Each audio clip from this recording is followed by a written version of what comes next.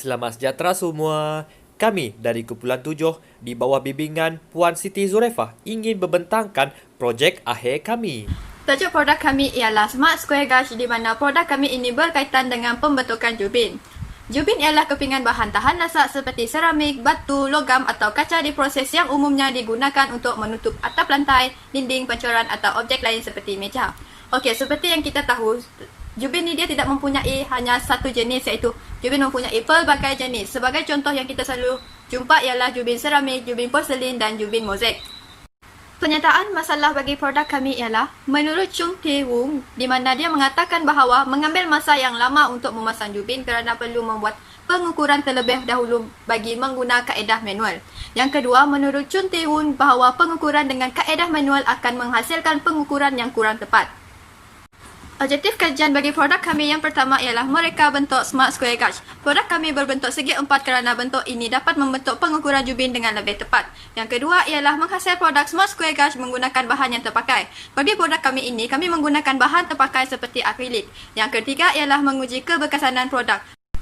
Seterusnya ialah skop kajian. Yang pertama ialah tempat pelaksanaan projek. Kami menjalankan atau melaksanakan projek kami di Bengkel Kayu Politeknik Mukah kerana mudah dan senang untuk kami menyiapkan projek dan menggunakan alat di dalam bengkel tersebut. Kaedah uji lari. Untuk kaedah uji lari, kami membuat ujian ketepatan kerana produk kami ini mengutamakan ketepatan kerana alat ini berfungsi untuk membentuk. Dengan ujian ketepatan ini, kami menyediakan borang soal selidik. Berkenaan dengan borang soal selidik akan memerlukan respon daripada responden.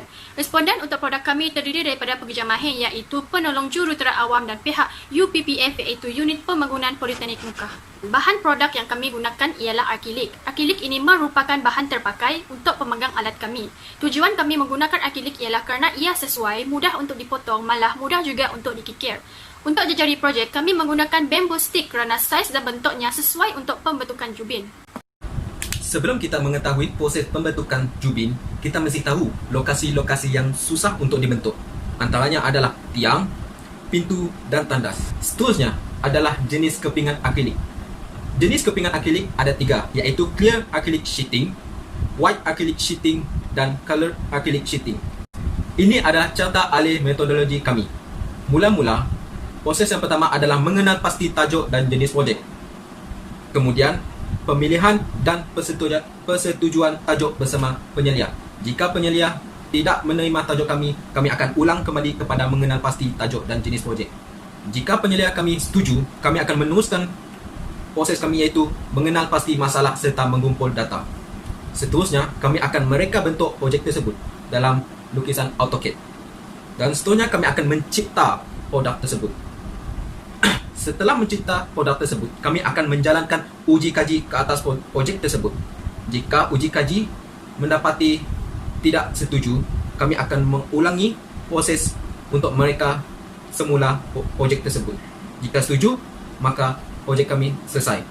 Okey, ini merupakan analisis bagi skala Likert untuk pekerja mahir. Sebanyak 79% setuju bahawa produk kami ini memang berguna semasa mereka memasang tiling. Okey, untuk cadangan susulan, yang pertama, ketebalan pada jejari perlu dinipiskan lagi supaya dapat menghasilkan bentuk yang lebih tepat. Yang kedua, penambahan pada jejari produk perlu ditambahkan lagi supaya jejari itu fit pada akrilik kami. Untuk cadangan tambahan pula, yang pertama, meningkatkan kemasan pada produk. Yang kedua, menipiskan pada bahagian tengah jejari produk. Akhir sekali, untuk kesimpulan, yang pertama, objektif utama kajian ini ialah membina dan menguji keberkesanan produk yang dijalankan di Politeknik Mukah. Yang kedua, kajian ini dilakukan bagi membuktikan bahawa produk ini adalah berkesan dan membantu dalam pembentukan jubin. Yang ketiga, keberkesanan produk lebih difokuskan terhadap pengukuran jubin. Secara keseluruhannya, produk ini dibina adalah berkesan dan menepati objektif kajian dan produk ini dapat menjimatkan masa.